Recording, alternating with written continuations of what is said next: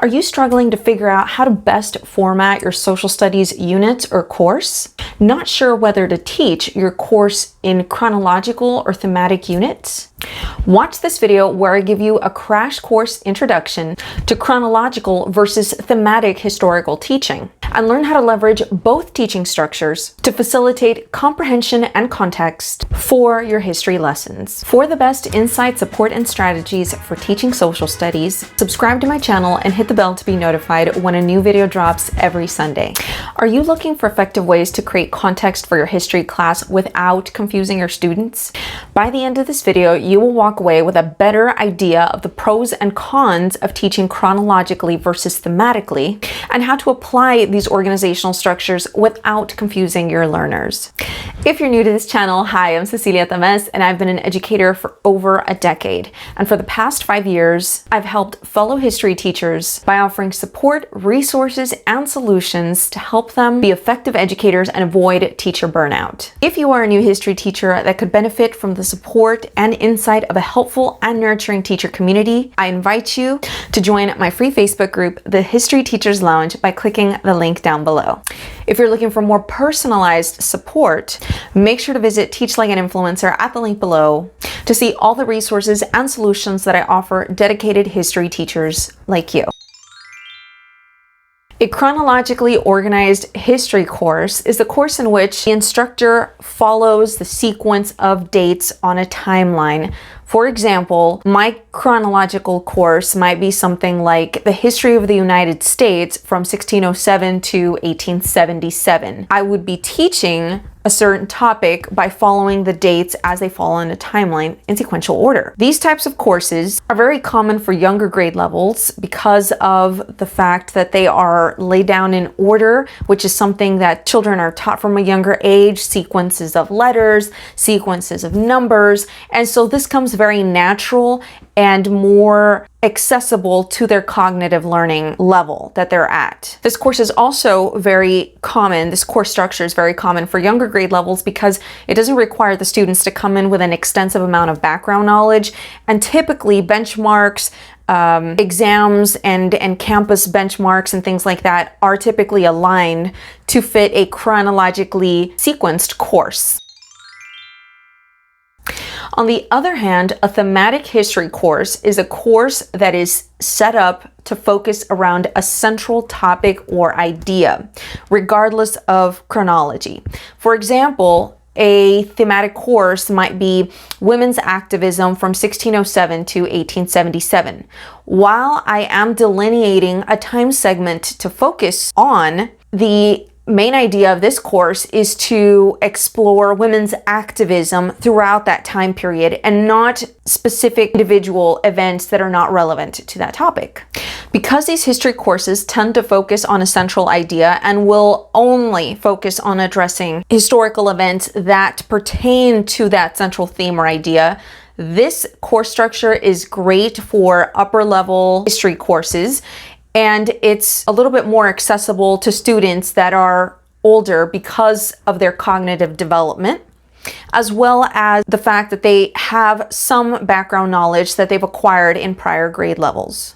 Thematic history courses also typically don't align to district benchmarks or state testing, and so the instructor would have to really be cognizant of that so that students are still adequately prepared when it comes time for them to take these examinations. Now, with that said, let's talk about when it's applicable to use which style or structure of historical instruction for your particular circumstance or situation. So in the first circumstance or situation, if you have a group of students that are very dependent learners, that means that you know they're going to have a difficult time grasping complex ideas within the larger scheme of things. Maybe they are extremely challenged with tasks such as summarizing cause effect, also things like determining the main idea of an event or the significance of an event. Number two, if your students are coming to you with a limited background knowledge. So if you have students that maybe can't answer some basic a handful of basic landmark events or even have familiarity with them.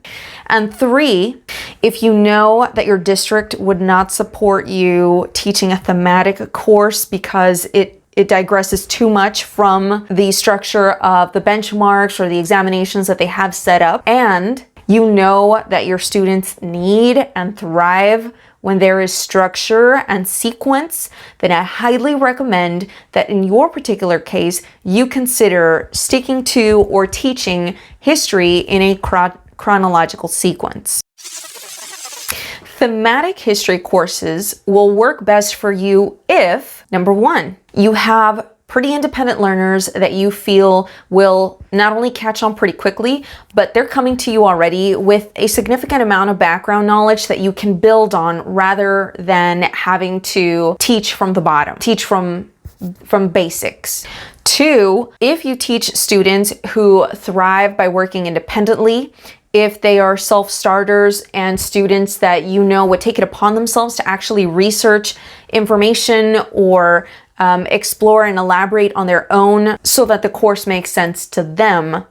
And 3, if you have a campus, district, department that you know is willing to collaborate, coordinate, and allow you the flexibility of teaching the course or aligning the course to campus or district assessments, maybe even, your team willing to work with you to teach different themes throughout so students get all the information they need. Whatever the case might be, if you have a school district that is willing to be flexible with you and is amenable to having you teach history thematically, then thematic teaching is an option for you. Now, this isn't to say that there are not exceptions to this rule, because later on in the video, I'll be showing you how you can actually take a little bit of both ideas and make it work for your particular classroom. Now, before we continue, based on the pros and cons that we've explored so far, which historical teaching structure do you feel might be the best for your class? Make sure you comment below and let me know. Now, in order to leverage the best of both worlds and pick and choose the styles and structures that you need to teach specific topics, courses, or ideas in your class, you want to make sure that you keep this in mind. If you teach a unit or a topic or a course chronologically, your students will have better context and continuity and understand sequentially what happened first, next, after that, probably have a stronger grasp of cause and effect. However, they are going to be challenged when it comes to summarizing the significance of several events, kind of piecing the big idea together. You will see that, and I have seen that in my experience, be a common challenge in classrooms that are taught chronologically, right? Getting them to be able to step back and see historical events through a larger lens and understand, bigger ideas and patterns that are taking place over time. Now, if you opt to teach a unit, a topic, or a course thematically, it's understood that obviously your students will have a very strong grasp on this main idea or topic that you're trying to convey. However, you will have the additional challenge of creating continuous context for your students to understand how and why and what events built up momentum or built up pressure for this one main focal theme, topic, event to occur. So that's going to be something that you'll have to keep in mind if you're going to leverage some thematic structure for teaching your course. Now, if you want to know a little bit more about how you can create and support your students in creating context and continuity in a thematic course exclusively or for a thematic unit, make sure to check out my video, Teaching Thematic History, which I'll link up above and down below as well, so that you can check it out after you finish watching this video. Now, some suggestions for leveraging both structures might be combining both thematic and chronological structures, or combining chronological events to create a theme. For example, immigration, industrialization, westward expansion, these are chronological themes. Basically, they're happening over a period of years, but we'll combine them to create a theme or a unit, Manifest Destiny, because all these topics fall under this particular umbrella. That would be leveraging both structures. We would teach the class chronologically, but we would continue to focus on this one supporting umbrella idea. Now, this is a great option if you want to introduce some thematic units for younger grade levels where you teach your class in chronological sequence, but you have posted either in your classroom word walls, or if you're teaching online in a virtual setting, you can always make sure you reference back to some essential questions and make sure that your students are able to understand and respond to these essential questions at the end of the unit. Now, if you are going to incorporate some thematic elements into your chronological sequence, and if you, as I mentioned before, some of the students that struggle with thematic history units is because they don't have sufficient background knowledge, you want to make sure you take the time and make the effort to briefly pre-teach and front load some of the material chronologically, so that they have an understanding of why we would keep referring back to the specific central topic and kind of how all this pieces together. You want to start or open the course by giving an overview of what's going to go down chronologically speaking, so that when you jump around to different elements of this central theme, they kind of have an idea of what was happening chronologically that might have been a cause and an effect of these historical events. So this is a way that you can help your students to create context and piece things together. Now, conversely, if you're teaching a thematic course, or if you're going to use a thematic structure or a combination of both, and you decide to make a quick jump to following a certain moment in time chronologically, you want to make sure, again, because when teaching a course chronologically at the beginning of this video, I mentioned that these students are going to have a challenge seeing the big picture or the big idea. And so what you want to make sure you do is that you pause frequently to refer always back to that central theme, so that students don't lose the main focus as they learn about the events going on through time. You want to challenge your students by asking the why question. Why does this matter? Why is this relevant to such and such central theme? Summarization exercises. If you're teaching chronologically, you want to stress summarization exercises where they extract the main idea. Why is this person or event or moment in time important? You're giving them a glance as to why small individual events will ultimately matter in the grand scheme of things. So one suggestion that I have, for example, my courses were typically taught chronologically. However, I had an acronym that I used in order to help my students keep perspective of the course in a thematic lens, and that word was PEGS. Political, economic, geographic, and social. So even though we might be talking about the year 1607, we still looked at that particular moment in time and the people and the events, and through the lens of, the political lens. What about the economic lens, geographic lens? So even though my course was taught chronologically, I had these 4 themes that we were going to refer to or focus on consistently, because that way over time we can, and if you keep this as like a running chart in your class, they'll start to see the patterns like, whoa, in 1607 this happened, and then 1776 this happened to, the geography or the economy or whatever, and they start to see patterns of continuity. Now, if you are teaching in a higher grade level and your students are learning thematically already, then the scaffolding structure that you want to have for them is a visual timeline.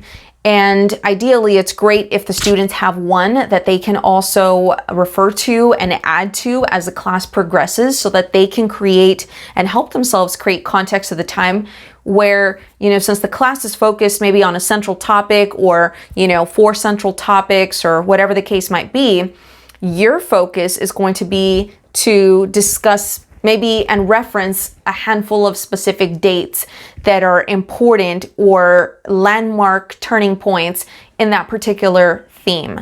Finally, you always want to make sure you take the time to assess, regardless of whether you teach a chronologically organized course or a thematically organized course. You want to make sure that students are still able to do the opposite. So if you're teaching a thematic course, you want to assess your students by asking, as I mentioned earlier, the why questions, the big ideas, summarizing the importance of events, significance of people, points of view, etc. If you're teaching a thematic history course, you want to assess your learners in being able to reference particular moments in time that were pivotal, having a lasting importance on the theme that your course focuses on.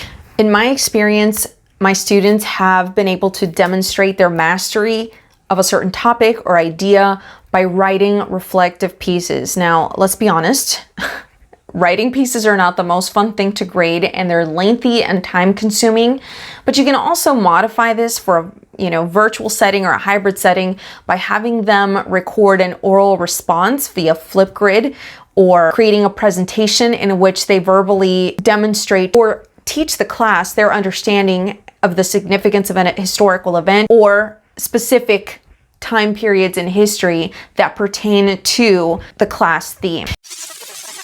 If you want to get into the specifics about how you can teach and organize your course and get buy-in from your school district and colleagues to teach a thematic history course, make sure you check out my video, Teach History Thematically. And this is for teachers that are looking to get approval and get organizational ideas about how to structure their course.